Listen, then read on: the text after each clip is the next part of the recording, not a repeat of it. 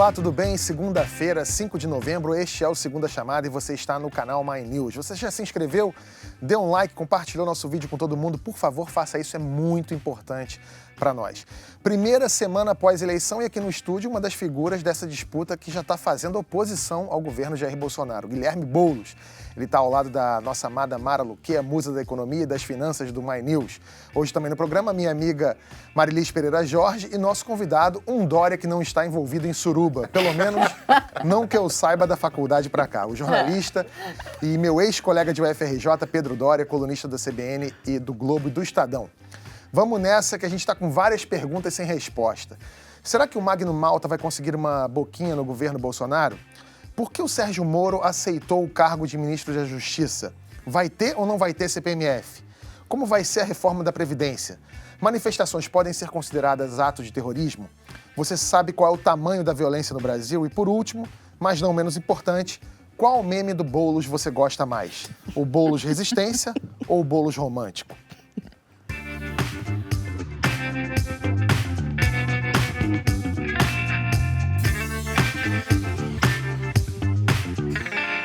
Antes de vocês começarem a comentar aí, encher o saco dizendo que a gente é de esquerda porque trouxe o Boulos, o My News é um canal de jornalismo independente. Não somos nem a direita nem a esquerda. A gente quer pluralidade, que é tão difícil quanto ler essa palavra que colocaram no TP pra mim. A gente convidou o Boulos, assim como convidou o Eduardo Jorge semana passada, o Ciro, a Marina, o João Amoedo, o Alckmin, o clã Bolsonaro inteiro. Aliás, a gente ainda tá aguardando uma resposta dele. Se você é um Bolsonaro ou você tem acesso a algum Bolsonaro, faça como eu, peça para eles virem para cá, porque eu estou pedindo há muito tempo.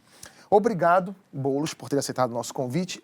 Antes de mais nada, eu quero dizer que eu lamentei muito, e eu publiquei isso nas minhas redes sociais, eu lamentei muito que a gente não teve um segundo turno entre os dois candidatos que eu mais gostei de entrevistar no primeiro turno. Foram você e João Amoedo. De verdade, falei isso. Eu acho que a gente teria um debate muito mais rico, acho que seria mais legal para todo mundo, porque eu, pessoalmente, vi em vocês dois coerências muito sólidas com aquilo que vocês acreditavam no campo mais à direita e no campo mais à esquerda, que eu acho que no Brasil até é mais estreito do que em outro lugar do mundo. E a primeira pergunta que eu quero fazer para você é uma pergunta que eu também deixei pública nas minhas redes sociais. Eu quero saber que oposição é essa que você e outros líderes da esquerda pretendem fazer a partir de agora com o Bolsonaro eleito. É uma oposição do bem que eu digo construtiva, ou é aquela oposição do quanto pior, melhor? Olha, Tabet, primeiro, obrigado pelo convite e obrigado pelo desejo. Não foi dessa vez que ocorreu esse segundo turno, quem sabe numa próxima. Agora, eu acho que a oposição que precisa ser feita ao governo Jair Bolsonaro é uma oposição em defesa das liberdades democráticas e da democracia no Brasil, que eu, sinceramente, acredito que estão em risco. O Bolsonaro, ele talvez marca o fim de um ciclo político no país. O ciclo que se iniciou com a Constituição de 1988, com a transição da ditadura militar e que constituiu a nova república, com uma série de limites, com um sistema político que de fato se esgotou. É compreensível que o Brasil tenha eleito Jair Bolsonaro. Elegeu o Bolsonaro muito mais por uma desilusão com o sistema político falido, quase que um grito de desespero de uma parte importante da população, do que necessariamente por concordância com as suas ideias mais extremas. O fato é que ele foi eleito. E ele, se você acompanhar toda a atuação parlamentar do Bolsonaro, a sua posição na campanha eleitoral e mesmo o seu discurso já como presidente eleito, vocês vão ver que os valores fundamentais da convivência política brasileira e da convivência social brasileira do último período são, no mínimo, colocados em xeque pelo Bolsonaro. Por exemplo, liberdade de manifestação, né? Ele é alguém que considera que entre manifestação e terrorismo há apenas um passo, indefinível. Liberdade de imprensa, né?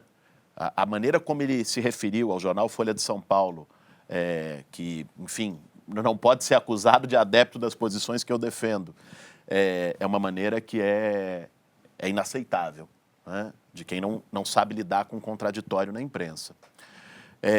Uma série de condições básicas de convivência com a oposição, alguém que há uma semana da eleição já praticamente como presidente eleito, porque as pesquisas mostravam isso, faz um discurso na Avenida Paulista, qualquer candidato naquela situação faria um discurso de união nacional. A maneira polarizada como estava o país. Ele disse que as oposições a ele teriam 3 caminhos: prisão, exílio ou ponta da praia, se referindo a uma base que foi utilizada para tortura durante a ditadura militar. Então, veja, nós não estamos diante de um governo normal em que se coloca dessa maneira o questionamento. Se é uma oposição construtiva, se é uma oposição de enfrentamento. Eu acredito firmemente que nós estamos no maior risco às liberdades democráticas no Brasil nos últimos 30 anos.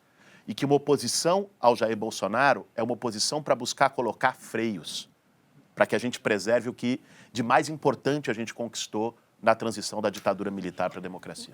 Antes do pessoal falar aqui, mas assim, eu entendo o que você está falando, que eu acho que é um governo diferente, é um governo que a gente precisa ficar atento nesse primeiro momento por isso tudo que você falou. Mas a esquerda também, a esquerda, centro-esquerda do Lula, que teve no poder esse tempo todo, também não fez um pouco disso? Assim, em determinada medida? Por exemplo, quando o Lula falava da culpa da gente loura de olhos azuis, é um jeito de você polarizar. Quando falava da Globo golpista, também não é um jeito de cercear a imprensa.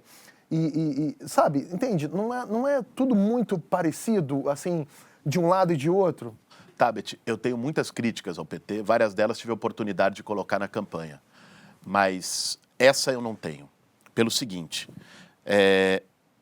a posição do governo Lula foi uma posição, talvez nunca antes na história desse país, como ele gostava de dizer, a Globo recebeu tanta verba publicitária quanto no governo Lula. Não é? Quem eu acho que ele deveria ter enfrentado politicamente, acho que foi um dos erros do governo, que é o velho centrão, a velha política, o PMDB, foi parte da base do governo.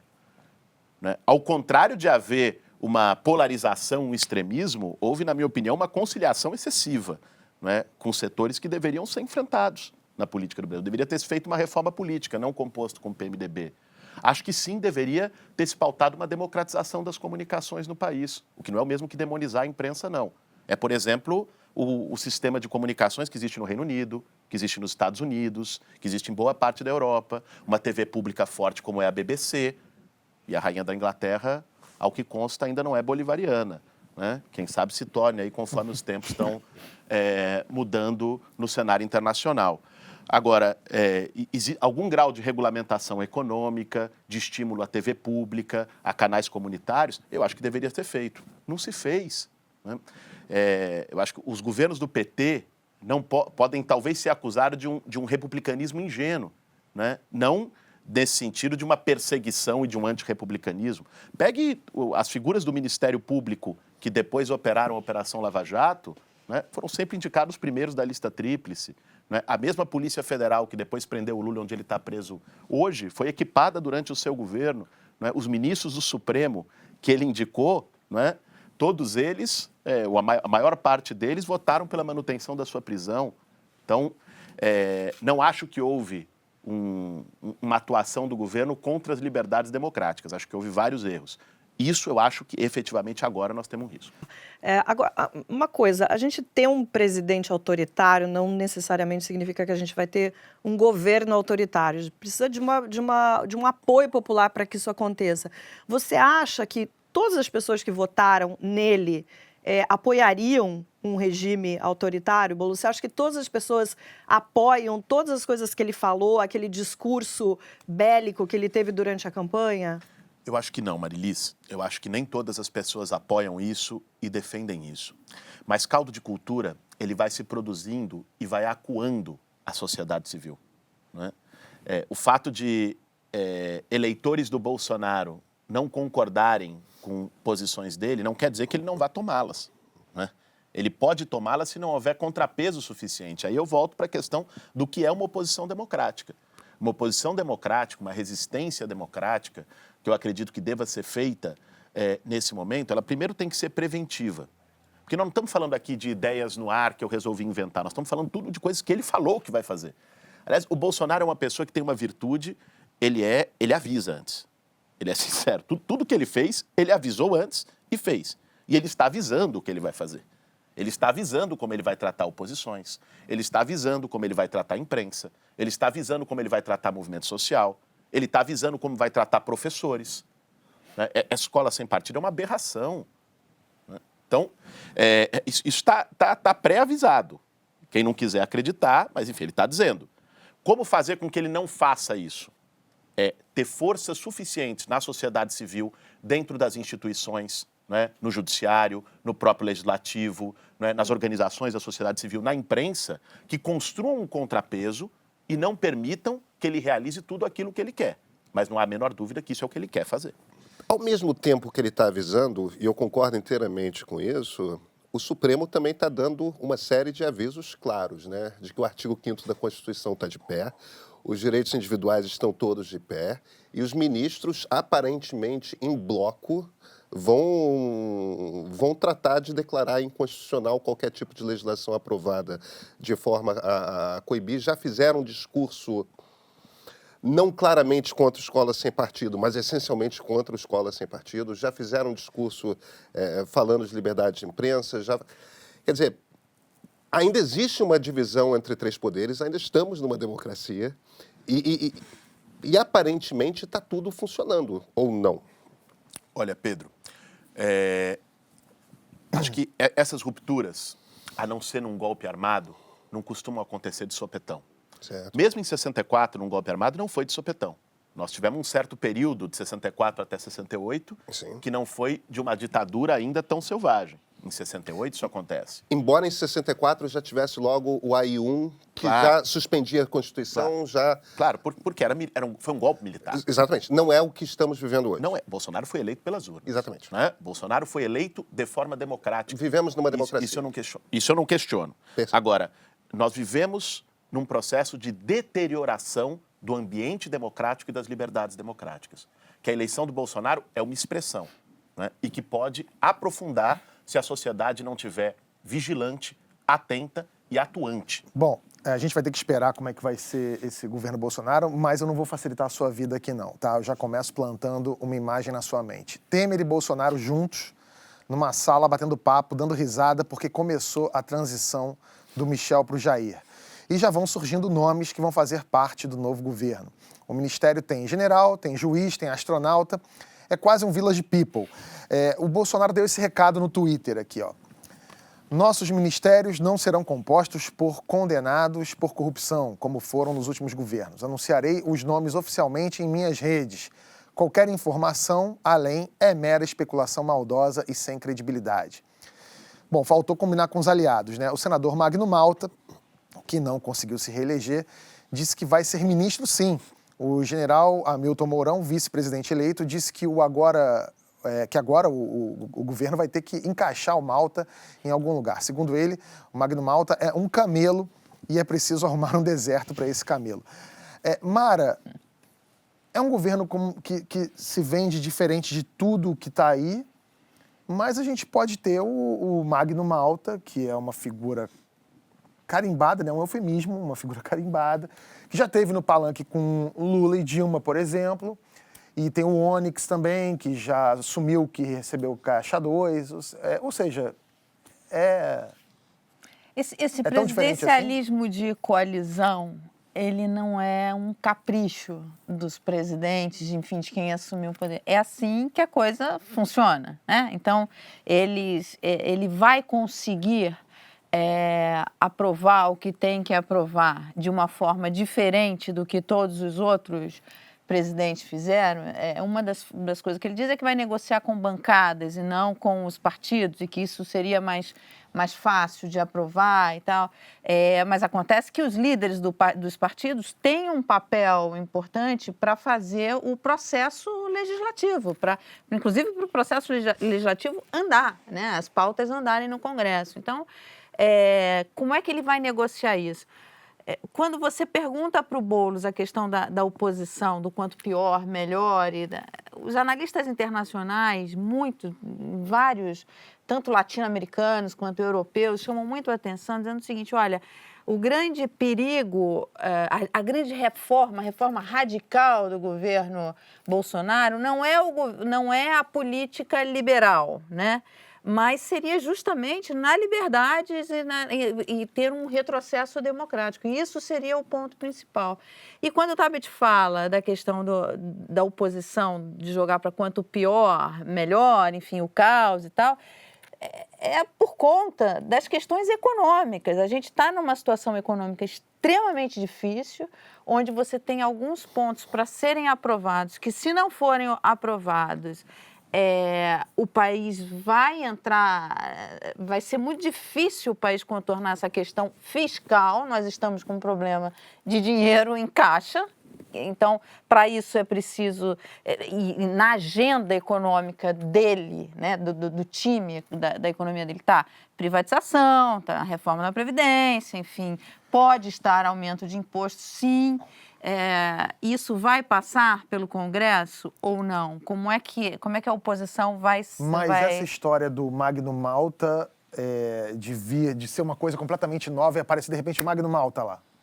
Isso, como é que o mercado assimila isso? Porque o mercado está esperando uma coisa... O mercado quer saber se ele vai conseguir aprovar. E pode ser ele, podia ser o Haddad, pode ser... Eu até brinquei muito, o Boulos. Eu falei assim, olha, mesmo se o Boulos for eleito, essas reformas vão ter que passar. Porque não é uma questão... É uma questão de você não ter economia funcionando.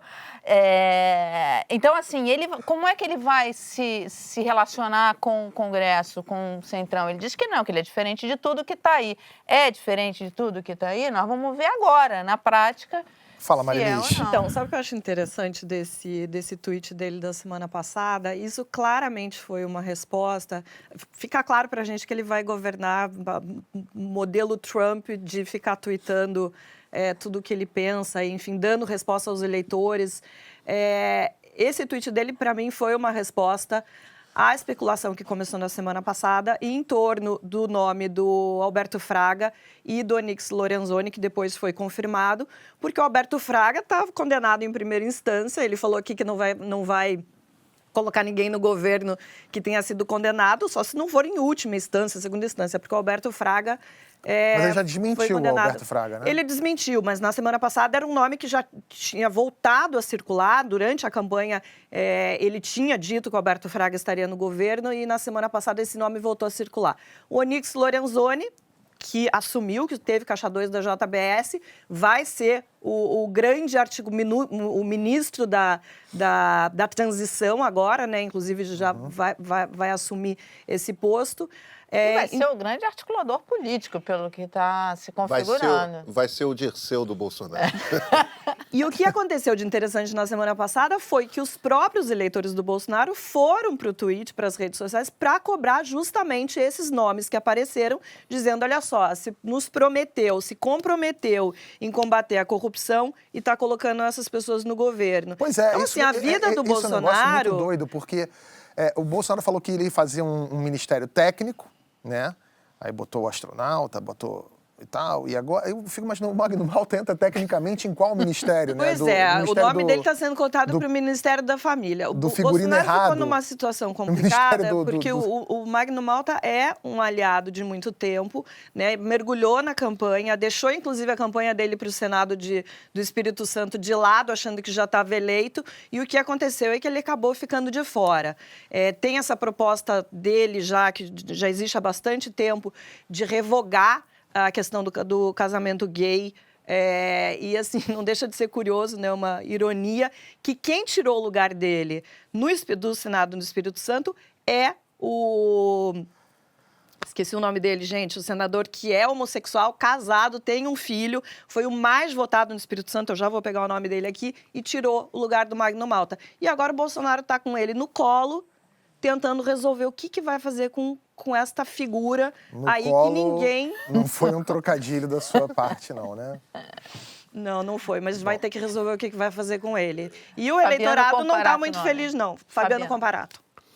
Tem um ponto que eu acho que é importante levantar, que eu acho que as pessoas não têm muita noção de como que a Constituição funciona. Dentro da Constituição existem algumas cláusulas, que nós chamamos de cláusulas pétreas, que são cláusulas que não podem ser modificadas nem por emenda constitucional. Quer dizer, mesmo que o Congresso vote em 2 turnos, 3... não pode modificar, só pode modificar a cláusula pétrea para ampliar. direitos. Para diminuir, não pode. E a questão do casamento gay é o seguinte, isso é uma interpretação que o Supremo fez em cima de uma cláusula pétrea. Não tem como, a não ser que o Supremo mude a leitura, você não tem como proibir casamento LGBT no Brasil, ponto. Porque você pode ampliar, o Congresso pode, dentro do Legislativo não tem, você pode ampliar direitos, diminuir não pode. Não. Então, isso eu acho que é um dos pontos que, às vezes, as pessoas ficam tensas. Tem uma coisa importante. Isso é uma mudança que vem de baixo para cima. Isso claro, é uma coisa que está estabelecido na sociedade. Então, assim, vão lá querer mudar. Isso vai causar uma revolta popular, porque não é uma coisa só do interesse dos casais homossexuais, mas de todas as pessoas que têm na sua família, no seu local de trabalho, se relacionam, né, com pessoas, né, que são gays. Ninguém mais vai aceitar esse retrocesso. Então, é uma bobagem que isso esteja em discussão em 2018. Bom, até agora, meio-dia, não teve nenhuma nomeação pelo Twitter do Bolsonaro. Então, vamos falar de um nome que ele já confirmou, que já aceitou e gerou muita polêmica. O juiz Sérgio Moro será ministro da Justiça e Segurança Pública. O Roberto Liviano, do Instituto Não Aceito Corrupção, mandou esse vídeo pra gente. O fato dele ser juiz não modifica a seriedade necessária, ele será observado por todos, ele cumpriu com retidão a sua trajetória até agora e espera-se que preste um excelente serviço para o país, como vem prestando até hoje. Isso não abala em nada os processos que Sérgio Moro já julgou até agora. As pessoas que foram julgadas na Operação Lava Jato tiveram todas as oportunidades, dentro dos processos, de questionar as decisões. E é sempre bom lembrar que 97% das decisões foram confirmadas pelas instâncias superiores, incluindo o Supremo Tribunal Federal, que teve ministros, na maioria, escolhidos por Lula e Dilma. Portanto, a escolha de Sérgio Moro ela é benéfica, é importante, é positiva para a agenda do país e devemos todos fazer uma corrente positiva para que gere bons frutos para o combate à corrupção e à criminalidade. Ô Boulos, eu vou fazer essa pergunta para você. Você acha que o Moro resiste a 4 anos de governo Bolsonaro ou o governo Bolsonaro resiste a 4 anos de Moro no Ministério da Justiça? Porque tem muita gente que diz que esse movimento do Moro já também acena como uma espécie de pré-candidatura para 2022. O que você achou disso? Olha, Tabet, primeiro, sobre a nomeação. Eu, francamente, achei a nomeação um escárnio. Porque, se nós olharmos, isso a mídia internacional, que está olhando mais de fora, expressou abundantemente essa semana, o Sérgio Moro teve um envolvimento direto na condenação do ex-presidente Lula e, portanto, na sua retirada do processo eleitoral, na sua prisão. O Lula liderava todas as pesquisas para essas eleições até ser inviabilizado por conta da lei da ficha limpa. Então, o Sérgio Moro atuou de uma maneira e num processo, para dizer o mínimo, polêmico, mesmo antes dessa nomeação, críticas de atuação política, né, de ausência de provas, enfim, condenou o Lula, com isso interveio diretamente no processo eleitoral. O maior beneficiário disso foi o Jair Bolsonaro, porque era o segundo colocado, quando o Lula sai, se torna o primeiro colocado nas pesquisas, né? O Jair Bolsonaro ganha a eleição e ele se torna ministro do Jair Bolsonaro. Alguém que sempre dizia que julgou de forma apolítica, que não tinha essa preferência, que não iria atuar na política, chegou a dizer isso de maneira aberta, né? Então ele acaba se tornando beneficiário de um governo que as suas ações enquanto juiz ajudaram a eleger, né? Isso coloca, no mínimo, diferentemente do que o representante lá da organização contra a corrupção expressou, do meu ponto de vista, coloca no mínimo uma suspeição sobre o julgamento feito pelo juiz Sérgio Moro, sobretudo esse em relação ao ex-presidente Lula, porque interveio diretamente no processo eleitoral. Pedro, o que você acha? Pois nessa eu tendo a concordar com o Boulos. Eu acho que é um problema. Agora, eu acho que é um problema ético, passível de interpretação quando a gente fala da questão do julgamento do Lula. Eu acho que tem um ponto até que é mais grave, que é o seguinte: A coisa de uma semana, 10 dias antes da eleição, o Moro fez um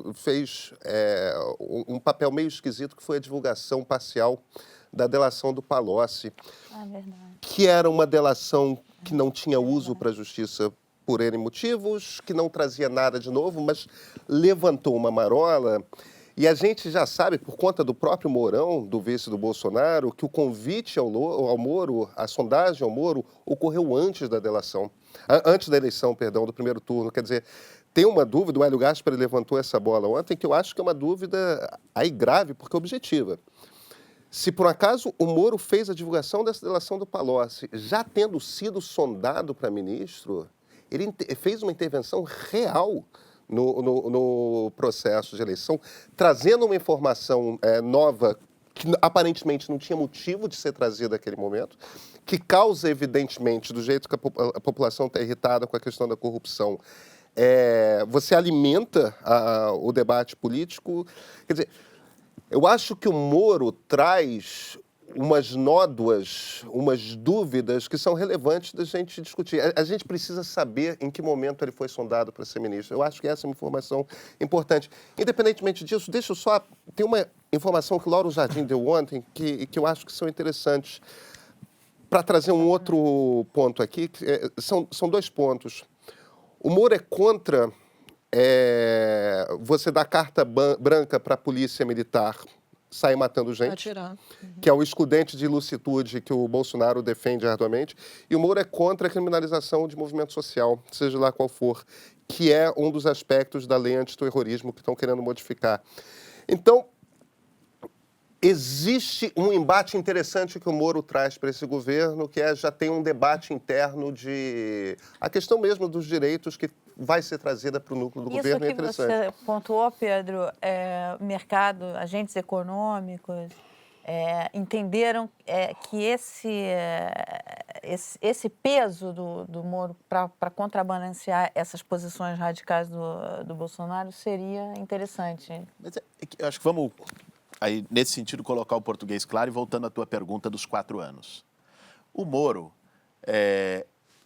ao aceitar esse cargo, demonstrou ter ambições políticas. Com certeza. Claramente. Essas ambições levam no imaginário das pessoas e nas especulações da imprensa a uma candidatura à presidência da República em 2022. Se o Moro quer ser candidato a presidente em 2022, ele vai ter que começar a se diferenciar do Bolsonaro. Porque a história de que o Bolsonaro não vai ser candidato à reeleição, me desculpe, isso não convence ninguém. O Bolsonaro foi eleito presidente. Se ele vai resistir a um ao outro, porque em algum momento ele vai ter que... Vai ser um jogo. Vai ser um jogo. Ele declara, e eu não estou dizendo que eu acredito na declaração, mas ele declara que vai acabar com a reeleição, né? E por isso que se fala do Moro. Eu não estou discordando da sua análise, não, tá? Eu também acho que ele quer ser candidato à reeleição. Mas é só para trazer a informação dessa declaração dele. Então, ele coloca isso, como outros colocaram antes dele, como vários prometem, como o seu xará Dória declarou que ia ficar 4 anos na Prefeitura de São Paulo, agora declarou que não será. Fez uma nova declaração que não será candidato à presidência em 2022. Eu li isso. E a gente acredita, né? Aí acho que é mais do ramo do Tabet e tal. Mas o fato é que, nesse caso, se a diferenciação que o Moro fizer em relação ao Bolsonaro for se colocar como um contrapeso em defesa das liberdades democráticas, menos mal. Não é? Eu acho que vai fazer parte de necessários contrapesos aos ataques à democracia. Eu tenho dúvidas que o fará. Tenho dúvidas. Até porque a atuação dele enquanto juiz, muitas vezes essa é uma das críticas que se faz à Lava Jato e a condução dele, não foi exatamente garantista. Agora, por outro lado, né, a Mara falou que já que o mercado gostou, né? O mercado achou interessante. Por ter esse contrapeso, enfim, de você ter Pois alguém e que tem vai uma outra ter coisa essa garantia que, assim, de liberdade bem ou mal, democrática. assim, há quem goste, quem não goste do Moro, mas assim, ele obedece ao critério técnico, né? Ele é um cara que está ali no ministério que outros já passaram por esse ministério, não tinham nem a metade da qualificação que o Moro tem, que já também não é lá, né, não são atributos gigantescos para você falar assim, não, esse cara vai ser o melhor ministro da Justiça que o Brasil já teve, mas ele está lá obedecendo ao critério técnico, ele tem essa coisa de preservar movimentos sociais e outras posições interessantes, e bem ou mal ele querido, né, por boa parte da população. Ele é assim, ele é tido como um... Cada vez menos, né, Tabi? Mas ainda tem um grau ele de tem um aprovação. capital, ele tem um capital. Não, ele tem uma competência interessante. técnica no combate à corrupção incontestável, assim, porque estudou, porque... É um juiz que entende planilha, né? Exatamente. Então, existe. Agora, o que parece é que o maior desafio dele como ministro da Liga da Justiça no governo Bolsonaro não é o combate à corrupção. Isso daí é uma coisa que ele sabe, mas é justamente a garantia das liberdades democráticas. Agora, O maior tem uma desafio coisa... vai ser conter o Bolsonaro. Pois né? é. Tem que ver se ele vai se dispor a fazer isso, né, Mara? Então, mas olha só, tem uma coisa que eu acho que é injusta aí, que estão acusando o Moro e o Bolsonaro de talvez ter feito. Eu acho que isso realmente não aconteceu, que planejou isso tudo, sabe? Uma teoria da conspiração. Era isso que eu... Lá atrás, ele começou a sabotar o Lula para ele virar ministro do Bolsonaro. Eu acho que não Gente, aconteceu. vamos até lembrar porque de uma coisa? Eu o também Bolsonaro não acredito. sobrou, né? Assim, o Bolsonaro foi a última das alternativas de quem não queria mais ver o PT no poder. Mas tudo bem. Eu concordo contigo que não é uma conspiração com o Bolsonaro.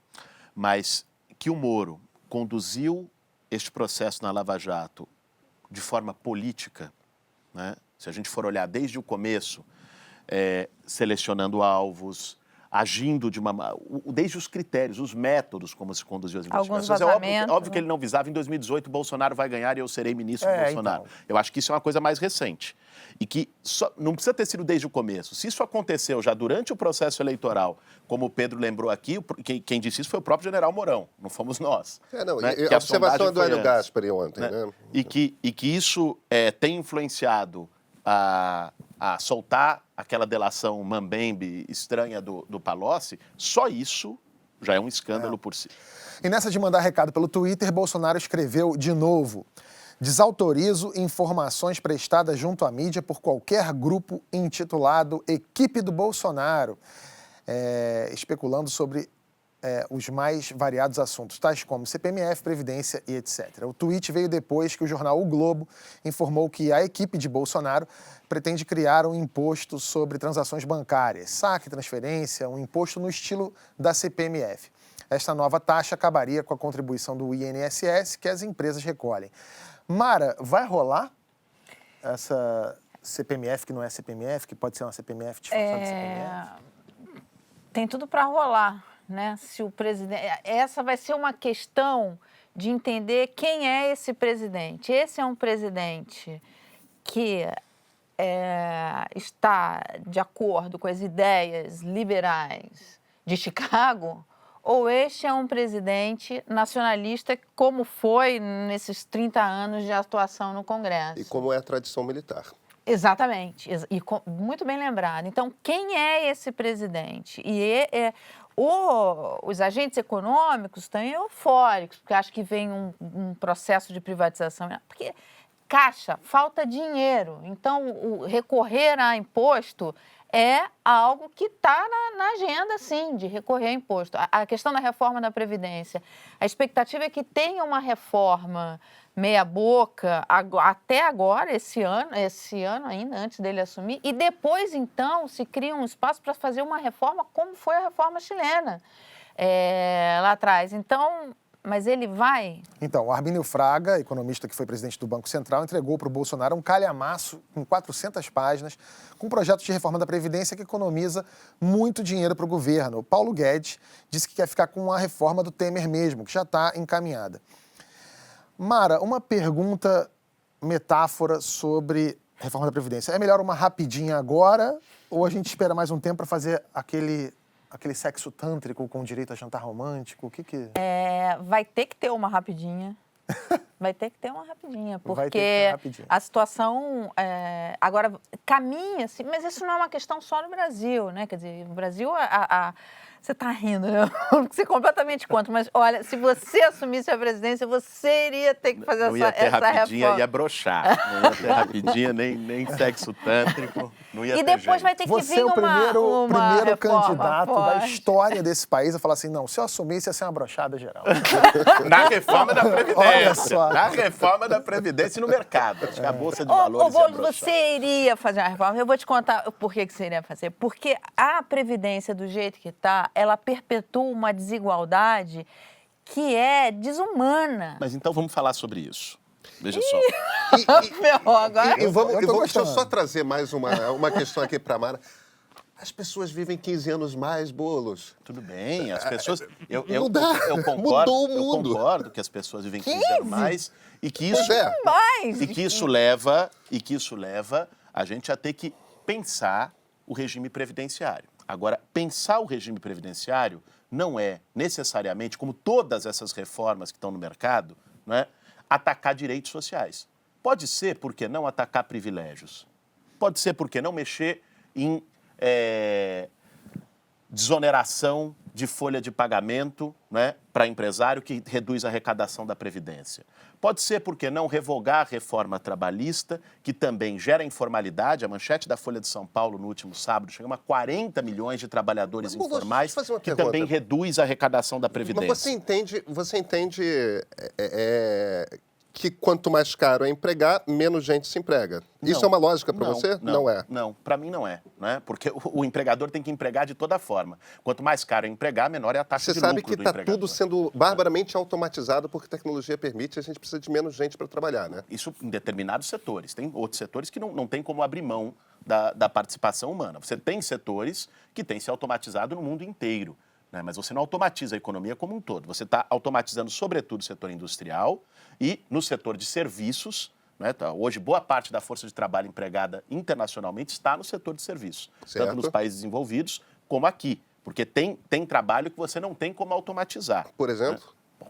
Bom, poderia te citar desde os pelotões de telemarketing. Você sabe que isso tudo já pode ser automatizado, né? Telemarketing o Google já tem você- operacional telemarketing funcionando. Você poderia licitar gari, poderia licitar... Isso tudo pode virar robô atendente. autônomo. Mas peraí, a gente Essas está um máquinas passo já antes. existem. Sim, mas tudo bem. Aí nós estamos falando dos... A gente está falando de dos máquinas que já Jetsons, existem. daqui a algumas décadas. Não, Não, a mas, gente tá falando de mas 5 olha só, anos. aí vamos falar vamos É voltar um para a prazo reforma muito da menor. Previdência, porque é a coisa mais Mas tudo urgente. bem, mas você acha que isso vai se resolver retirando direito dos trabalhadores? Não, eu não estou sugerindo, eu só estou dizendo que o problema existe. Eu não sei qual é a solução. Não. Que existe um problema de que é possível que num dado momento, por conta de desemprego estrutural, de avanço tecnológico do capitalismo, que você não tenha condições de empregabilidade plena. Eu acho que a gente vai para imposto de renda negativo, todos os tá? A renda trabalhadores. mínima vai ser necessário. Não, Mas... para todos os trabalhadores. Isso tem o debate de como lidar com uma renda mínima universal, de como você trabalhar. Agora, nós estamos falando aqui especificamente do mercado de trabalho,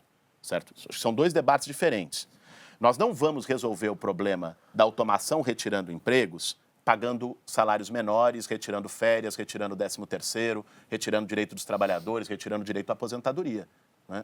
E essa posição, que é a posição do Bolsonaro, ele expressou nos debates na televisão durante a campanha, o trabalhador vai ter que optar entre ter emprego e ter direitos, né? As coisas não são exatamente assim, né? Isso tem muito a ver com correlação de forças e com o interesse dos empregadores em aumentar a sua taxa de lucro, né? E é isso que acontece. Você tem outras maneiras de reduzir os custos que não seja você fazendo um trabalho semi-escravo, retirando direito dos trabalhadores ao modo do século XIX. Ô, Boulos, vamos voltar aqui para a reforma da Previdência. Você falou você criou uma série de formas de arrecadação que você citou aqui, que em geral é o argumento das pessoas que são contra a reforma da Previdência. Mas independentemente disso, a gente está falando, então está falando de déficit, a gente está falando de estoque. Agora, vamos pensar. O modelo que tem na Previdência brasileira é o modelo de quem entra, né, no mercado de trabalho, paga para quem está aposentado. O modelo de repartição. Se você tem menos gente entrando e mais gente vivendo, qual a alternativa que você tem? O modelo não é autossustentável. Então tem que mudar o modelo. Não tem. Tem vários modelos de previdência do mundo não são autossustentáveis. Você tem que ter subsídio. Previdência também é política social. Previdência é uma forma das pessoas se manterem. No meio dessa crise hoje, é porque tem um regime de previdência como o nosso, que não tem milhões de idosos pedindo esmola no semáforo, como aconteceu no Chile, depois de uma reforma da Previdência selvagem da turma do Pinochet. Era o que se via, era idoso em Santiago pedindo esmola no farol. Peraí, Boulos, mas olha só, o Chile teve a Bachelet, de esquerda, e ela não mudou a Previdência. Ela manteve exatamente o modelo de capitalização, manteve. Você teve... Um erro completo. Não, eles fizeram ajustes à Previdência, mas o modelo de capitalização eles mantiveram. Mara, deixa eu lhe dizer, o que eu acho um erro, eu sou contra o modelo de capitalização, foi uma das polêmicas que eu tive com o Ciro Gomes durante a campanha eleitoral. Né? Eu defendo o modelo que nós temos de repartição, ele não é autossustentado, é evidente, né? A pirâmide etária faz com que ele não seja autossustentado e ele precisa ser complementado por subsídio, e, aliás, a Constituição de 88 já prevê isso. A Constituição de 88 prevê fontes de financiamento à Previdência Pública, PIS, COFINS, contribuição social sobre lucro líquido, receita das loterias, para a Previdência e Seguridade Social como um todo. E 30% disso hoje é retirado pela DRU, desvinculação de receitas da União, foi para pagar juro da dívida pública ou para qualquer outra área. Então, nós temos que acabar com a DRU, pegar os impostos que a Constituição já prevê para cobrir a Previdência e entender a Previdência como política social. Bom, o Brasil ganhou uma lei antiterrorismo em 2016 com o governo Dilma. A Comissão de Constituição e Justiça do Senado quer debater nas próximas semanas a ampliação de quais ações podem ser consideradas crime de terrorismo. A proposta, que tem como relator o Magno Malta, prevê incluir na definição de terrorismo atos por motivação política e ideológica. Ele diz que isso não vai tipificar manifestações de movimentos sociais dentro da normalidade como atividade terrorista. Boulos, por que vocês estão se posicionando contra essa mudança? Olha, essa mudança tem alguns alvos, Tabet. O próprio Bolsonaro disse que ele quer acabar com o MST e com o MTST. E tipificar ocupações de terra também como atividades terroristas. Né? Eu quero começar por aí e depois falar das manifestações. Primeiro, o movimento sem teto não existe porque existem lideranças que querem organizar o movimento sem teto. O movimento sem teto existem porque há 6.300.000 famílias no Brasil que não têm casa. E ao contrário do que diz o senso comum, ao contrário do que diz o chorume nas redes sociais, essas pessoas não têm casa não é porque são vagabundas, não é porque são encostadas, não é porque não trabalham. Eu estou há 16 anos atuando no movimento dos trabalhadores sem teto. Conheci muita gente nas ocupações com o pé no barro. Conheci gente com 70 anos de idade, vi senhoras, 70 anos de idade, carregando bambu para ir para uma ocupação. Gente que trabalhou a vida inteira e que não teve oportunidade de ter uma casa própria. Que ganha R$900 por mês e deixa 600 no aluguel. Essa é a realidade de muita gente no Brasil. Gente que tem que escolher entre pagar aluguel e botar comida na mesa. Gente que sofre humilhação morando de favor num cômodo de fundo na casa de alguém. Gente que mora na beira de um córrego, numa encosta. Essas pessoas não são terroristas. Não, claro. Mas você não, assim, eu acho que depois que teve até aquele desabamento em São Paulo, muita gente que tinha uma impressão sobre o movimento dos trabalhadores sem teto acabou mudando de ideia porque viu a situação de muita gente ali que realmente passava uma situação de carência absoluta e que toca a gente numa humanidade que as pessoas normalmente têm. Mas você não acha que há uma confusão entre o movimento dos trabalhadores sem teto e os movimentos sem terra, essa coisa de invadir propriedade, mas vamos lá. E uma invasão armada, que volta e meia tem ações de vandalismo? Será que não... Tá, Betty, eu não aprovo excessos, né? Mas vamos falar da regra, de como ocorre. Uma ocupação de terra, seja de uma terra abandonada no campo, mas falando primeiro da questão da moradia, primeiro, o movimento sem teto não toma casa de ninguém. Tem esse mito, né? O filho dizendo que eu virei tomador da casa dos outros, né? Então, o movimento sem teto não toma. Aliás, quem toma casa no Brasil é banco, né? Tomou 70 mil imóveis nos últimos 5 anos. O movimento sem teto ocupa prédios ou grandes terrenos que não cumprem função social e estão numa situação ilegal, de acordo com a Constituição e o Estatuto das Cidades. Né? Imóveis abandonados, muitos devendo imposto maior do que o valor venal do próprio imóvel.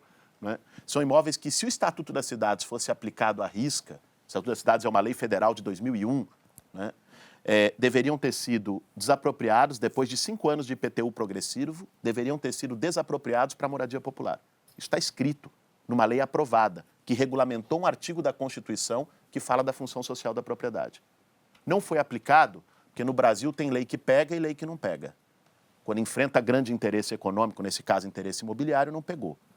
Na questão rural, as propriedades, a maior parte das propriedades ocupadas pelo Movimento Sem Terra são propriedades improdutivas de acordo com o critério do próprio governo, do INCRE e da Constituição. Tem um critério que diz, olha, até tantos bois por hectare é produtiva, né? Ou até tanta plantação. São propriedades absolutamente abandonadas, né? Improdutivas, e que tem pessoas querendo trabalhar nessa terra, que ocupam, e o proprietário, seja na cidade, seja no campo, é importante que se diga, é indenizado por desapropriação. Ninguém toma isso na mão grande. A ocupação é uma ferramenta para pressionar o poder público, para se fazer ouvir o drama daquelas Mas pessoas. será que às vezes o problema não é o quê, mas como? Você diz o quê? Do jeito que invade, às vezes com vandalismo. Já aconteceu Por exemplo, no ano acabar com passado, quando plantação. teve aquele desabamento, alguns exemplos de ocupações que funcionam foram mostrados em São Paulo mesmo, um prédio que foi ocupado, que é super organizado, as pessoas estão lá esperando que isso seja, de alguma forma, legalizado. Agora, isso é um bom exemplo. Agora, a gente tem um mau exemplo. Lembra quando, tem mais ou menos 3 ou 4 anos, teve uma invasão no laboratório que foram destruídas milhares de mudas genéticas lá, um trabalho de pessoas, um trabalho sério que estava sendo desenvolvido. Da Monsanto, e que foi invadido, eram, enfim, umas 1.000 pessoas, mais ou menos, do Movimento Sem Terra, e isso causa uma grande revolta nas pessoas que não entendem por que você causa essa destruição. Isso tem como ser controlado, Boulos? Por que a coisa não é feita de uma forma organizada, que não passe para a população um sentimento de que as pessoas estão lá, na verdade, para ocupar e destruir Marilis, propriedade alheia? Eu acho que um excesso, né, alguém que numa ocupação quebra, destrói, atira, um excesso como esse tem que ser tratado como um excesso e um caso à parte. Você não pode, por esse excesso, criminalizar todas as pessoas que estão fazendo a sua luta, seja por moradia ou por terra, de maneira digna e de maneira organizada, né? Eu, como disse, não sou a favor de excessos, mas eu sou a favor dessa luta, ela é digna. Você tratar uma senhora que paga aluguel e que foi buscar ter o sonho da sua casa própria como terrorista, você tratar um trabalhador boia fria que foi explorado a vida inteira, que não tem casa, que não tem terra, que às vezes foi expulso da sua terra no Nordeste, né? E tratar essa pessoa como um terrorista porque ele quis buscar um espaço de terra para plantar em que o fazendeiro depois seria indenizado pela desapropriação, isso é descabido, né? Problema social não é caso de polícia, problema social não é caso de criminalização, problema social é caso de política pública. E é assim que deve ser tratado. Bom, por falar em polícia e problema social, a polícia vai mirar na cabecinha e fogo. A frase é de Wilson Witzel, governador eleito do Rio de Janeiro, ao explicar seu projeto de usar atiradores de elite para matar quem estiver portando fuzil. Ele e o senador eleito Flávio Bolsonaro já planejam até uma viagem a Israel para conhecer um tipo de drone que atira. A única dica que eu dou para os dois é não economizem, tá? O cara compra um drone barato, né? O equipamento vai confundir alguém que está com um guarda-chuva e vai atirar. Porque agora, né, tem essa pergunta também, né? Do guarda-chuva e do fuzil. Né? Teve isso na Globo News, né? Como se alguém tivesse inventado essa história do guarda-chuva. Eu achei incrível. Essa pessoa morreu. Houve uma pessoa que foi assassinada Garçom. pela Polícia Militar do Rio de Janeiro porque estava com guarda-chuva e foi confundido de acordo com o policial militar que a pessoa... Mas o cara que atirou... Quando essa pergunta foi feita para o Wilson Witzel, ele falou assim, não, o atirador de elite não é o cara que confunde um fuzil com guarda-chuva. O que pode ter acontecido é que, eventualmente, um policial matou alguém que estava com... Eu não sei se você viu, eu estava olhando o Twitter do Bolsonaro ontem e ele retweetou... Você segue o Bolsonaro no Twitter? Não. Ele Fica retweetou... stalkeando, né, com a sua conta fake. Não. É que ele vez ou outra ataca MST, MTST e responder e tal. Então, dou uma olhada de vez em quando por precaução. E eu vi um retweet dele de um meme, que era uma foto de jovens com fuzis numa favela e estava escrito em cima, de acordo com a Globo News, jovens portando guarda-chuva. Veja, alguém como presidente eleito ironizar um caso como esse, e que não é incomum. Esse caso do guarda-chuva foi no Morro do Chapéu Mangueira. Mas do teve garçom outros foi casos assassinado. já que Inúmeros, aconteceram. Com furadeira.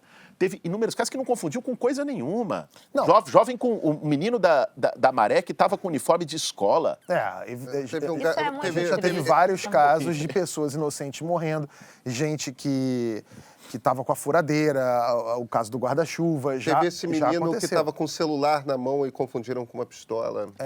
São várias e várias e várias histórias que são típicas. Nós cariocas, inclusive cariocas honorários, né, Marília? Honorário, totalmente honorário. Nós conhecemos inúmeras histórias, a gente sabe que não são lendas urbanas, que acontecem mesmo. Muitas vezes a polícia informa que são pessoas que eram traficantes, tudo mais. Quando é um menino de 12 anos, com uniforme de escola, tem que contar outra história, né? Mas esses acidentes acontecem e, chamando de acidente, partindo do princípio de que a versão da polícia está correta, esses acidentes ocorrem com frequência. Né? Agora, Mas essa entrevista que o Wilson Witzel deu foi na Globo News e ele estava falando que ele é a favor que a polícia abata sempre que aparecer alguém portando um fuzil numa área, portando um fuzil, na verdade, em qualquer situação. E aí a jornalista da Globo News perguntou para ele assim, mas não existe a possibilidade dele estar segurando um fuzil e não ser uma ameaça? Aí também é um pouco demais, né? Depende, Tabet. Você tem muita criança hoje que é recrutada pelo tráfico. Eu não vejo eficiência no combate ao... O problema do país é o crime organizado. Nenhum candidato apresentou uma proposta de combate ao crime organizado. Nenhum candidato. Você apresentou? Apresentamos uma proposta, aliás, profunda de combate com inteligência à cúpula do crime organizado, porque achar que o comando do crime organizado está no barraco de uma favela, é o garoto com fuzil... Exatamente. Esses garotos já sofrem violência por parte do crime organizado, vai sofrer também por parte da sociedade. Mas, gente, deixa eu só fazer um contraponto aqui. A gente sabe, todos nós aqui sabemos que o problema da violência está em impunidade com essa cúpula desse crime organizado e também com um projeto de educação de longo prazo que a gente precisa. Mas existe uma realidade de agora. Existe uma consequência com a qual a gente precisa lidar, que é o cara que já está com um fuzil agora na rua, seja ele um garoto de 16 anos numa comunidade carente, 12. seja o cara que é o bandido mesmo. E muitas vezes, desculpa te interromper, Mara, muitas vezes o tráfico chantageia as famílias, obrigando as crianças a Olha, se me juntarem. comove muito a situação dessas crianças. E a Marilis quer falar. Fala, Marilis, fala. A questão é a seguinte, a gente tem um problema muito sério, não só no Rio de Janeiro, mas nacional de segurança. As pessoas querem uma solução imediata. O Witzel vem falando isso e acaba recebendo apoio, inclusive, da população que quer, de fato, se sentir mais protegida, só que isso é basicamente uma doutrina militar, é você identificar o inimigo e abater. Isso não pode acontecer. Isso, para mim, não é planejamento, sabe? Na verdade, o que me parece é uma solução muito simplista, é dizer que você vai armar atiradores de elite que vão sair abatendo potenciais criminosos. É assim que ele vai resolver o problema da segurança pública no Rio? Só o termo já é horroroso, né? A gente está tratando como gado. Não, e além disso, quer dizer, é preciso, e é compreensível, Tabet, esse sentimento que você narrou aqui, que é o sentimento de boa parte da população, que quer um resultado imediato. Sim. E acho que um dos erros da esquerda foi não ter apresentado uma proposta de segurança pública para além da proposta de longo prazo de prevenção, que é muito necessária. Olha, internacionalmente, a nossa taxa de criminalidade não tem como não associá-la à taxa de desigualdade no Brasil, desigualdade de oportunidades de todo tipo. Esse é um tema, mas nós não podemos parar por aí. Nós temos que ter uma atuação de inteligência e uma atuação também imediata. Agora, essa atuação imediata, ela não pode ser uma atuação, inclusive, que desrespeite flagrantemente a lei, porque não existe pena de morte no Brasil. O que o governador está dizendo é que ele está institucionalizando uma pena de morte informal ao arrepio da Constituição, ao arrepio do Código Penal. Execução sumária. Execução sem julgamento, sem direito de defesa. Pena de morte. Então, mas aí eu volto com uma pergunta para vocês. Ele, quando fala isso, e você já falou que ele recebe um apoio de da maior parte da população que o elegeu e o elegeu sabedora dessa política dele. A gente tem 61.283 pessoas foram assassinadas no Brasil em 2016. Ó, se somar o dado mais recente de todos os países em verde, que a gente está vendo ali ó, no gráfico, dá 61.422 pessoas. Ou seja, praticamente a mesma coisa. Em todos esses países de verde, matou-se quase exatamente o mesmo número de pessoas que só mataram no Brasil. Claro, tem país pequeno ali no meio, com população bem menor, mas nos Estados Unidos, com 300 milhões de habitantes, houve 17 mil homicídios em 2016. Na China, que tem 1,5 bilhão de habitantes, foram menos de 9 mil. No Japão, 126 milhões de habitantes, 362 pessoas foram assassinadas em 2016. O próximo gráfico dá uma ideia da proporção de gente assassinada no Brasil. É a taxa de homicídios para cada 100 mil habitantes, nas 10 maiores economias do mundo. O Brasil tem quase 30 assassinatos por 100 mil habitantes. Em segundo lugar, os Estados Unidos, com menos de 6. Vendo esses números, não dá para a gente entender o desespero que as pessoas Sim, têm. Agora, é por quantos isso- desses números são negros, Não. pobres, favelados, Então, que estão nesses 61 esse é o mil? complemento que eu vou fazer. A gente sabe, toda vez a gente tem que discute violência, a gente fala assim, mas o Brasil é o país que mais mata negros, o Brasil é o país que mais mata LGBT, o Brasil é o que mais mata PM também.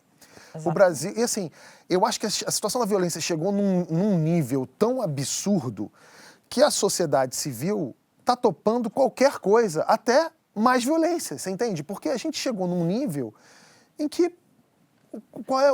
para vocês, e essa pergunta que eu vou deixar para vocês me responderem aqui, qual é a solução para o que está agora? Tabet, não existe essa resposta. Essa é a pergunta de $1 milhão. Agora, eu vejo essas declarações do futuro governador como o que aconteceu na época da intervenção militar. Vamos fazer uma intervenção militar. Como? Ninguém sabia como, com que dinheiro, de que forma, entendeu, o Exército estaria presente e qual o resultado disso. Daqui a pouco essa intervenção vai acabar, inclusive porque querem votar coisas importantes no Congresso, mas assim, o resultado foi nenhum. Não se diminuiu a criminalidade, muito pelo contrário. As populações nas favelas é que acabaram ficando mais oprimidas ainda, porque foi o único, o foco das operações acabou sendo a favela. O que eles disseram que seria tentar moralizar as chefias das polícias, isso não chegou a acontecer. Então, assim, como isso vai ser feito, não se sabe. Agora, ele está dando uma resposta simplesmente jogando para a torcida, porque as pessoas estão desesperadas. Então, quando ele fala, a gente vai começar a atirar em gente com fuzil na mão e todo mundo bate palma porque, de fato, a população está se sentindo muito vulnerável. Para falar de proposta, Tabet, que tal fazer com que o fuzil não chegue na mão das pessoas? Porque eu acho que o caminho é esse. O fuzil, ele não nasce dentro da favela, ele não brota do chão do barraco. O fuzil chega de lá por um esquema extremamente lucrativo chamado tráfico de armas e munições, que dá muito dinheiro para as indústrias de armas. Mas, Boulos, esse era um dos focos da intervenção militar. Isso não responde minha pergunta, assim. O que fazer com os fuzis que já estão lá? Mas espera um pouquinho. Responde na medida... Para te colocar uma coisa, ele precisa ter munição. A munição chega lá.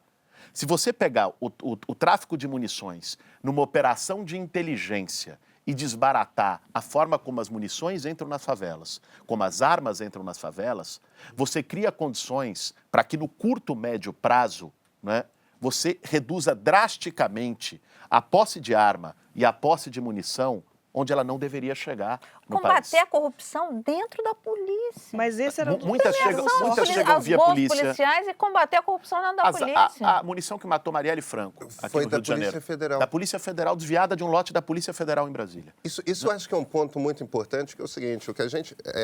dois pontos que é inacreditável como são pouco levantados nesse debate. O primeiro a gente está outorgando, se a solução é transformar em guerra, em conflito armado, a gente está dando para uma força que é notoriamente corrupta e que, no caso do Rio de Janeiro, faz parte do crime através das polícias, o poder de matar quem quiser no momento que quiser. Porque isso que é o excludente de licitude. A gente não pode fingir que a polícia é honesta. A polícia não é honesta. Eu não sei qual é o percentual da polícia, dos policiais que são honestos. É evidente que eles morrem nesse conflito? É óbvio que sim. Agora, a gente não pode fingir que metade do crime no Rio de Janeiro não é composto pela polícia, porque é composto pela polícia. Olha, e outra- A munição... E aí tem um outro ponto, a gente está fingindo que o mundo inteiro não está caminhando para a legalização completa de maconha. Maconha é equivalente, em geral, nas análises, a aproximadamente 60% do lucro do tráfico. Se o negócio deixa de existir, o negócio deixa de existir. No fim das contas, o tráfico serve para vender droga que é considerada ilegal nas ruas. As pessoas continuam consumindo, jamais pararam de consumir, não há nenhum indício de que vão parar de consumir em algum momento. A gente está indo para um governo que diz que considerar a legalização de droga, que é uma coisa que o Supremo ia considerar nos próximos meses, provavelmente o Toffoli vai tirar da pauta, é algo que saiu do mapa dos debates no Brasil e a gente quer dar para parte do crime, que é a polícia. Mas o Rodrigo Pimentel, que esteve aqui com a gente, ele já falou que boa parte dessa bandidagem, que não está mais indo para o tráfico, ela está fazendo roubo de carga, que virou um novo negócio deles. E também eu acho que é um pouco poliana também imaginar que vamos acabar com o tráfico de drogas e tal, que esses caras vão largar o fuzil dentro de uma gaveta e vão falar assim, vou fazer vou fazer um supletivo. No caso do tráfico de... Você tem toda a razão. Agora, no caso de tráfico de drogas especificamente, maconha é aproximadamente 60% do lucro. Você abre um buraco no lucro. Eles vão passar para roubo de carga, vão passar para sequestro, eu não sei o que eles vão fazer. Entendeu? Agora, o negócio vai diminuir. E provavelmente vai empregar menos gente, porque isso é uma questão de oferta e demanda. Agora, só uma observação, o negócio vamos coibir a entrada de fuzis. Isso era um dos objetivos da intervenção militar. Não deu certo. Porque isso se faz com tanque, se faz com o número de apreensões... Não, concordo com você, mas assim, estou só dizendo que assim, nada do que foi começado a ser feito, né, com essa intervenção, nada deu certo. Então, assim, só, de novo, essa resposta de como resolver esse problema, eu acho que a gente ainda está realmente longe de saber. Boulos, agora é com você. Durante a campanha, o TSE negou 2 pedidos seus para retirar da internet vídeos de humor que, segundo o PSOL, ofenderam a sua honra e a imagem do partido. Na decisão, o ministro Carlos Horbach disse que o debate eleitoral suscitado por meio da arte, do humor ou da sátira está resguardado pela liberdade de expressão e auxilia na formação de juízos críticos por parte do eleitor. Eu não vi esses vídeos, mas eu queria saber como é que você reagiu à quantidade de memes que o pessoal fez com a sua imagem, e a gente separou alguns aqui. Tem esse da sua participação no Roda Viva. Nome, Guilherme Boulos, idade, 36 anos, ocupação, bora. Esse é muito bom, não tinha visto. O seu aniversário, né, seu Boulos de aniversário. Essa sequência com a sua vice. Aí, linda sua casa, senhor Guilherme, não é minha. Esse aí, ó, Sereia Resistência. É maravilhoso. E o Boulos romântico. Olhe para sua namorada como o Boulos olha para o Ciro. Meu Deus. Qual desses bolos é você, na verdade? Cada um pouquinho. Tem mais um, Tem mais um, ó. Não posso ocupar sua casa, ok? Mas se eu quiser ocupar só o seu quarto, quem sabe só ocupar seu coração. Ai, Esse é que o bom. fofo! Essa fama de galã está se consolidando? Como é que funciona isso? Nada, eu sou um homem casado, monogâmico, com a minha companheira, minhas 2 filhas. Agora, primeiro, enfim, evidentemente, nenhum desses memes... Você pediu para tirar. Pedi para tirar, pelo contrário, eu ri de todos eles. Quando vi algum, vi agora pela primeira vez e ri também. Qual que você viu pela primeira vez aqui? Esse último agora, eu vi pela Boulos primeira vez. romântico. Boulos romântico. O da casa eu também não tinha visto. Não tinha da casa, essa junto casa? com a Sônia Guajajara, esse é meu, não. Mas veja, para esclarecer também, Tabet, o que nós fizemos um pedido para tirar não foram vídeos de humor, né? Foram vídeos profundamente agressivos, ofensivos, que me chamavam de terrorista, de bandido, e que tinham um objetivo claro de propaganda eleitoral negativa.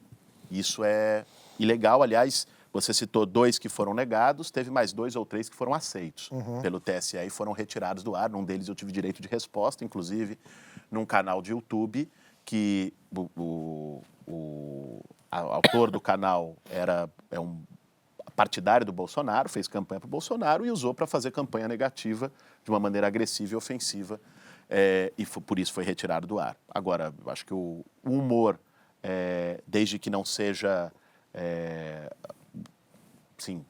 ofensivo do ponto de vista de que lhe ataque, lhe busque humilhar, lhe taxe de...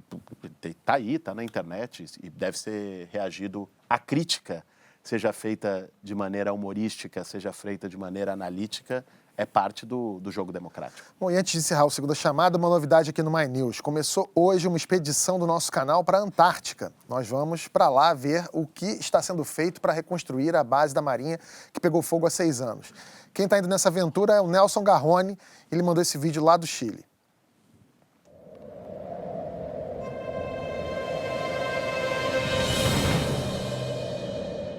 E aí, pessoal do Segunda Chamada, tudo bem? Olha, para quem não me conhece, meu nome é Nelson Garrone. Geralmente eu estou nos bastidores, produzindo, editando, dirigindo, fazendo faxina. Dessa vez, eu estou na frente das câmeras para participar do projeto Expedição My News Antártica. A ideia é mostrar como é que está a reconstrução da base antártica brasileira Comandante Ferraz, que pegou fogo em 2012, está na fase final de reconstrução, e eu vou lá mostrar como é que é o trabalho dos militares e também dos pesquisadores brasileiros em todo tipo de estudo. E por que sou eu que estou indo e não é a Marilis, a Mara, o Tabet, a Thaís? Tem uma explicação, só tem uma vaga nessa expedição, dentro daquele navio que está lá, que é o Almirante Maximiliano, navio polar Almirante Maximiliano. Então não tem tu, vai tu mesmo, vou eu vou dar uma de repórter, cinegrafista, editor, para tentar mostrar como é que é esse trabalho da Marinha Brasileira lá na Antártica. Para me despedir, eu deixo com vocês uma pergunta. Quem, além de mim, obviamente, vocês mandariam para a Antártica por umas 2, 3 semanas para dar uma esfriada na cabeça? Eu vou começar com você, Boulos. Quem que você mandaria para a Antártica? Jair Bolsonaro. Mas você acha que ele precisa esfriar a cabeça? Ele deve estar tranquilaço. Não. Acho que ele precisa um pouquinho de paz no coração, de paz na mente. Quem sabe volte mais tranquilo. O cara foi esfaqueado, Boulos. Foi, de fato. Você vai Ganhou a mandar ele pra eleição. Antártica agora. Porra, e tá dizendo que vai mandar o opositor pra ponta da praia? Vou mandar ele pra Antártica um pouquinho. Pra Antártica? Eu tô desejando pra ele menos do que ele tá desejando pra mim, pô. Bom, talvez, eu não sei quem que o Bolsonaro...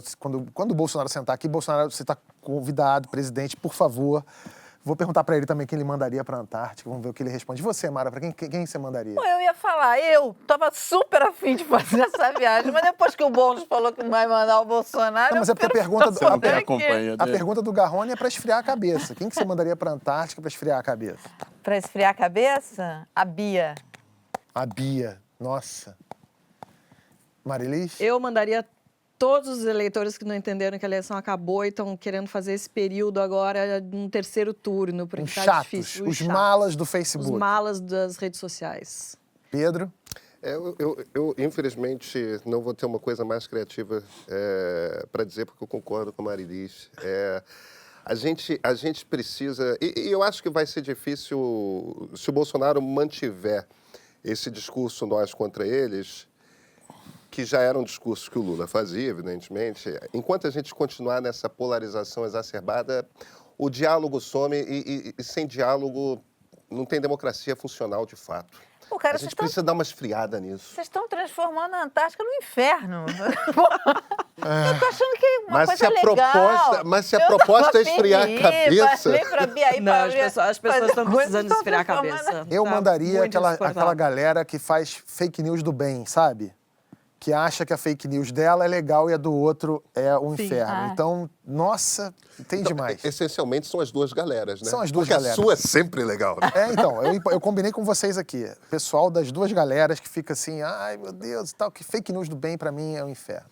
Bom, a gente termina o Segunda Chamada por aqui. Inscreva-se no My News, dá um like no vídeo, deixa um comentário, compartilha. O programa é sempre muito importante pra gente. E, por favor, mande aí pelas redes sociais, faz pressão.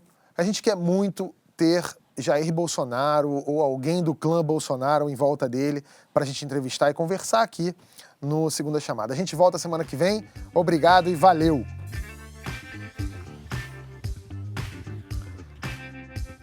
Agora é aquele momento que sobe a música, o letreiro. E a gente pode conversar. Não, tá valendo ainda o nosso áudio, eu acho. Tá valendo? Tá valendo. Não dá pra falar mal. Esse é o processo, a gente finge que está conversando. É isso, esse é o processo que a gente fala assim, um assunto qualquer, cara.